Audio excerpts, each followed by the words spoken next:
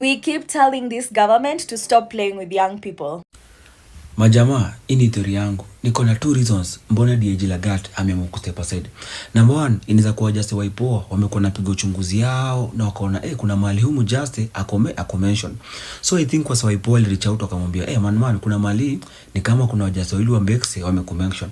So the best thing ukafanya tuna request to step aside tupige uchunguzi vizuri bila conflict of interest, unaelewa?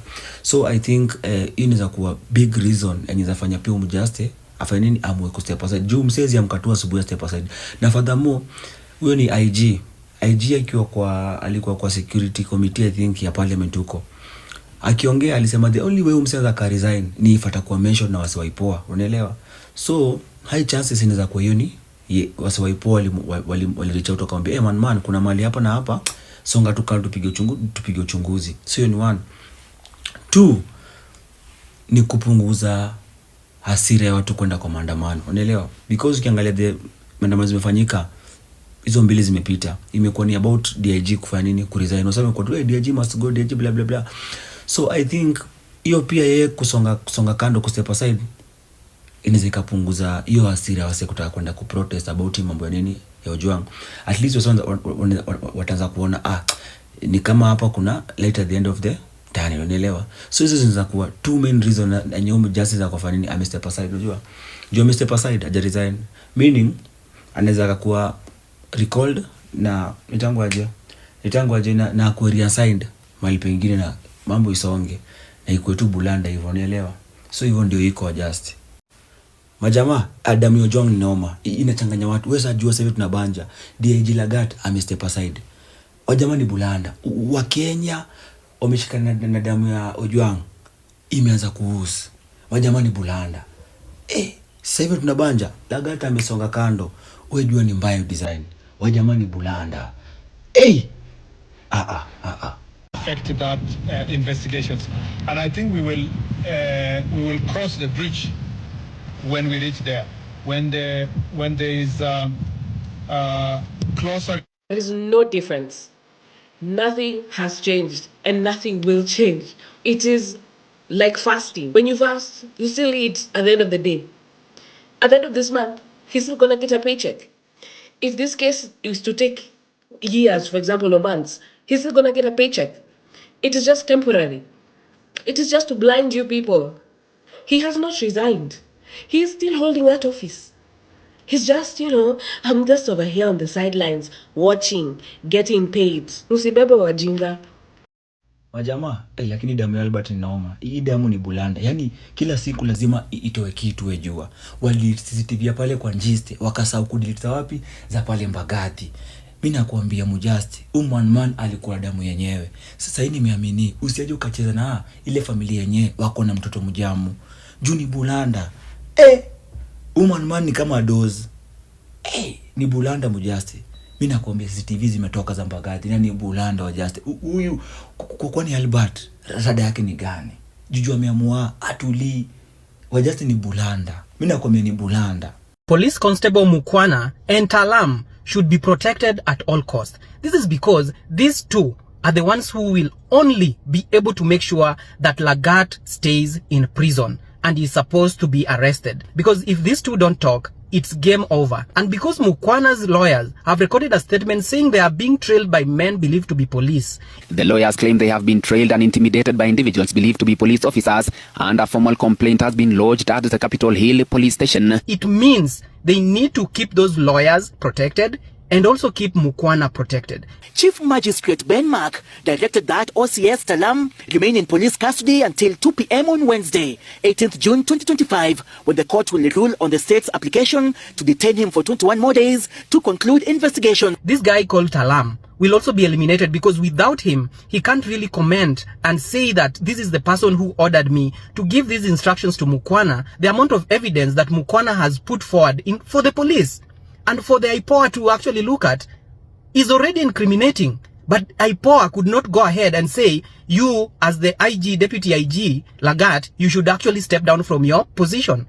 They let him step down so that it shows that he did it by himself. This is a way of trying to find a way or ways of making sure that Lagat comes back in another way. And that's why I'm saying protect the OCS of Central Police Station and protect Mukwana, because those two are the only people that will incriminate Lagat. If the evidence that is going to point at Lagat is not there, this guy will be back to our streets again, and through Mukwana, we are going to see a lot of heads rolling. Thanks to him, he talked in advance because he was going to be eliminated if he did not put a statement down. I'm actually very happy that he did that, because with that, Albert Ojwang's family is going to receive justice. And I hope these people who are going to talk against the deputy IG are kept alive. Keep them alive.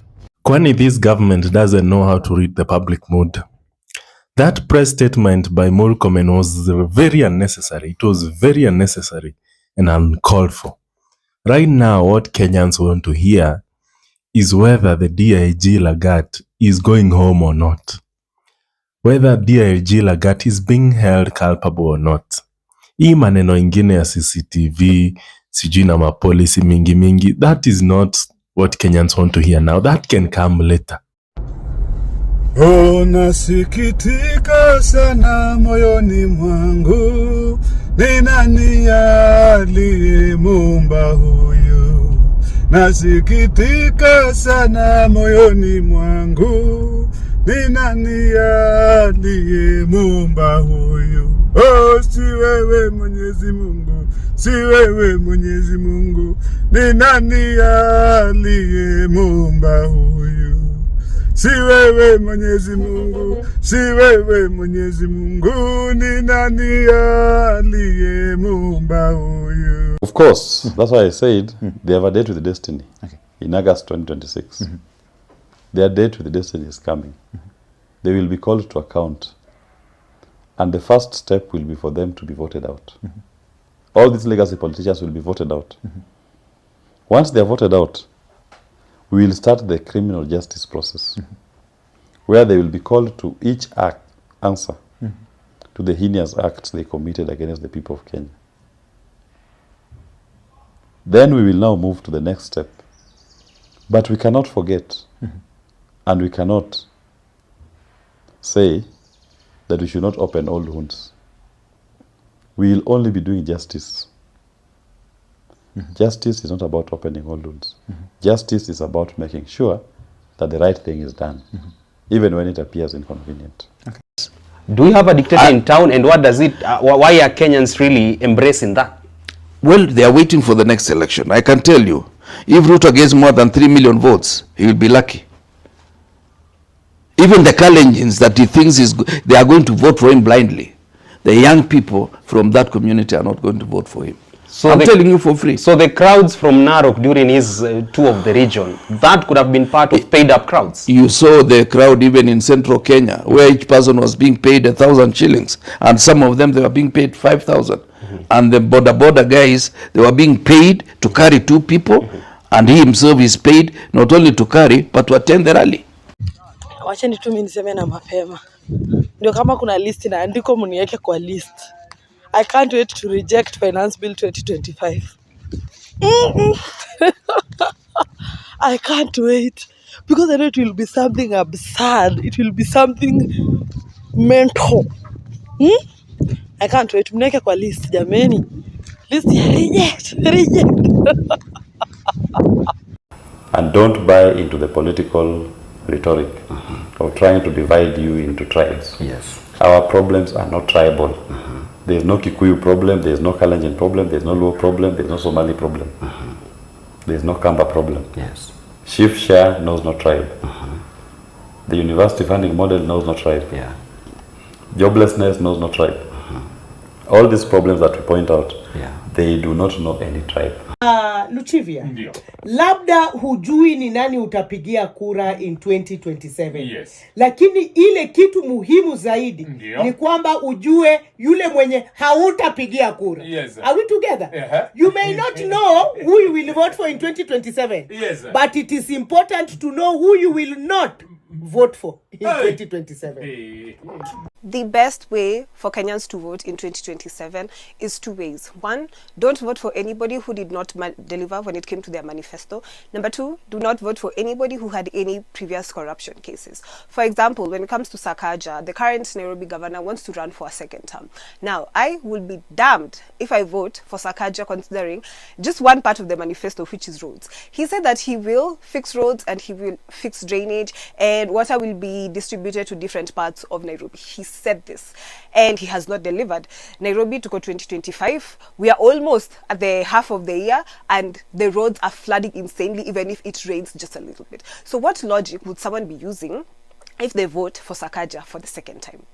What logic would somebody be using if they vote for Pasaris, who is definitely probably going to run again for Nairobi women rep, and she has not been proactive in talking about like femicide cases and protecting women, which is her job in parliament. If we just focus on those two things, not voting for anybody who had any corruption case and not voting for anybody who has messed up their manifesto, I feel like Kenyans would be really, really far. Instead of focusing on voting for somebody because of their tribe, because they paid you 200 shillings, because you are voting for them just so that they can remove somebody else and you hope that they are going to do something better, please, I think it's time that we remove ourselves from the situation. And also to the Kenyan youth, we are the majority. When you look at people who are 35 and under, we are the majority when it comes to the population. By 2027, let's say all of us will be adult status and all of us can get a voter's ID and actually vote. I am really, really, really encouraging people to register to vote when that time comes. Let's not vote for people because of any other reason except those two. Let's be logical this time, please. Like, our lives depend on it. Kwani wewe utakubali upige kura mtu aibe? Wewe kama Mkenya mwenye unateseka as we speak now, utakubali uende upige kura 2027 alafu mtu achukue aongeze rais? Kwa sababu anatuambia kwamba hakuna rais ashawahi kuwa one term president. Sasa wanasema hata kama rais hatapita, watachukua kidogo kidogo kutoka kwa zile zetu waongeze rais apite. Kwani wewe kama Mkenya who are going through a very difficult times as we speak now, are you going to allow people to steal your elections? Kwani tutakuwa wajinga aina gani? Tutakuwa wajinga aina gani turuhusu watu waibe kura zetu yenye tumepiga na venye sisi tunateseka saa hii? Atuwaibe waongeze yule mwingine apate aingie kama rais. Kwani sisi tutakuwa wajinga aina gani? Si wajinga walisha Kenya. Sasa itakuwa aje mtu atuibie kura zetu? Wakiiba itaungua. That is the truth of the matter. No way. That wakiiba, just like his agents have said that you know watajaza. The truth of the matter is wametuibia ya kutosha. Wameiba pesa zetu za kutosha, wametuua ya kutosha. If William Ruto survives to the election na ajaribu kuiba, itaungua. And that's the truth of the matter. 2027, at the tallying center at the ward level, we will have Gen Z representatives to count the votes and to announce the votes. Alafu tutaungana kama Gen Z, kama ni Nairobi County, kuna Gen Z wa kule Githurai, Gen Z wa Kangemi, atatuambia ni ngapi na tutajua ni votes ngapi za rais zimepigwa katika Nairobi County, na tutafanya hivyo katika Kakamega County, tutafanya hivyo katika Bungoma County. Haja na magavana, MCA, mnataka zile za rais peke yake. Lazima rais ametuchosha bana, lazima akwende nyumbani. One time. Sasa nini? Ground. Atuongea. Sawa. Hivi wenye nanawa hivi. Ndio nanawa Ruto. Nimenawa Ruto kabisa. Nimenawa Ruto. Ruto Kasongo nimekunawa. My people, unaingia kuiva alafu unaletewa one time kama chesa. Mulisema hamutaki kuchelewa in anything. Well, Kenyans, you never disappoint, and this is the reason as to why I just love my country, Kenya. Munakuanga macho na munakuanga sete in anything. Anyway, Aluda, the struggle continues. We have to drain the swamps.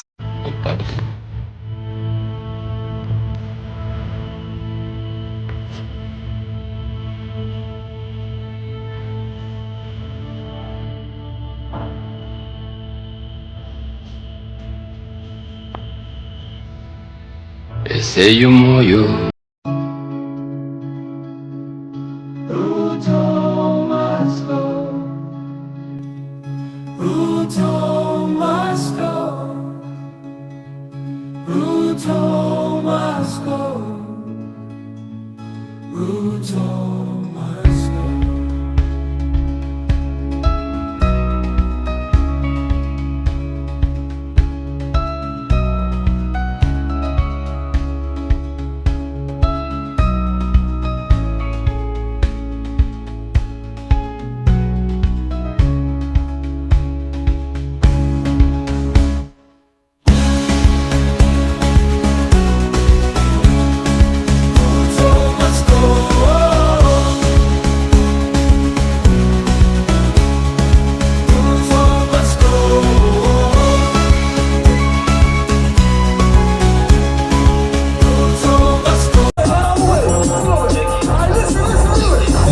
Enyewe Ruto must go. Enyewe Ruto must go. By the way, Ruto must go. Enyewe Ruto must go. Wash fire, Ruto must go. Enyewe Ruto must go. By the way, Ruto must go.